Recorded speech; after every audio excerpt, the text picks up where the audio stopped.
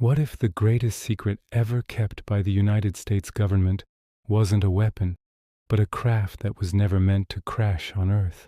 In 1947, something fell from the sky in the desert of New Mexico. The military gave one explanation, then they changed it. Witnesses never changed their story. And since that day, one name has become synonymous with a single question. Are we really alone? This is not a science fiction story. It is a documented event. And the deeper you look into it, the harder it becomes to believe the official explanation. To understand Roswell, you need to understand the time. The year is 1947. World War II has just ended. The Cold War is beginning. Nuclear weapons are real.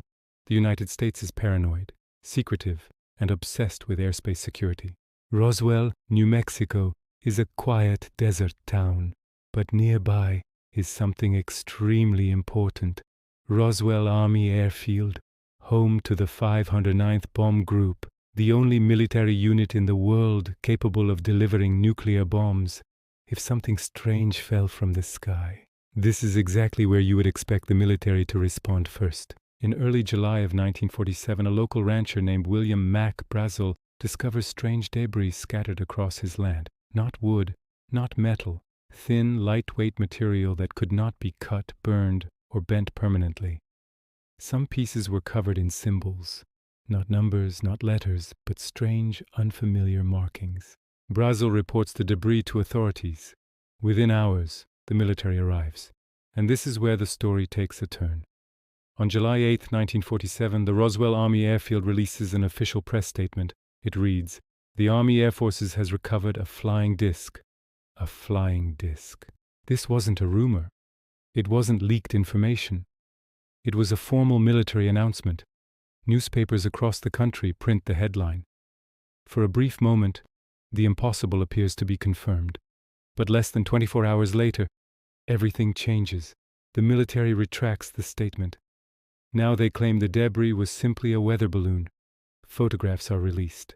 Officers pose with rubber, sticks, and foil. Case closed, except the explanation doesn't match the original descriptions, and the people who handled the debris begin to quietly disagree.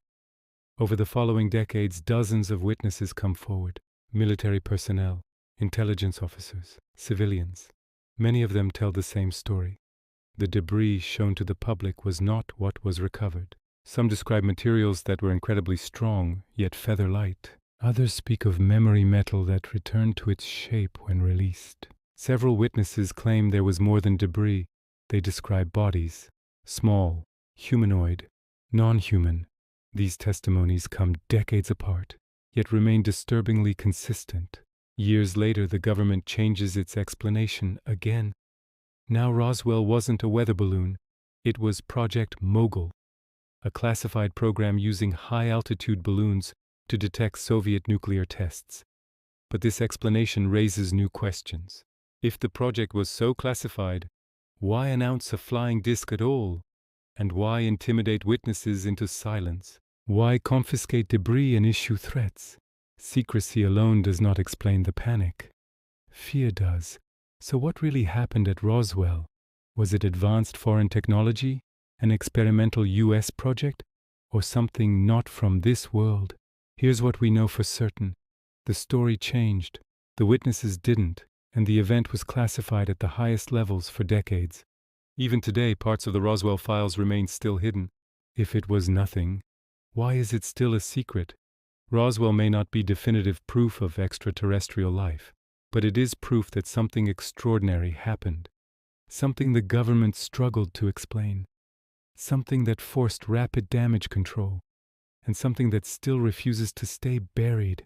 Maybe Roswell wasn't about aliens. Maybe it was about control. Control over information, control over belief, and control over the biggest question humanity has ever asked. Are we alone in the universe? Because if Roswell taught us anything, it's that some truths don't disappear. They wait.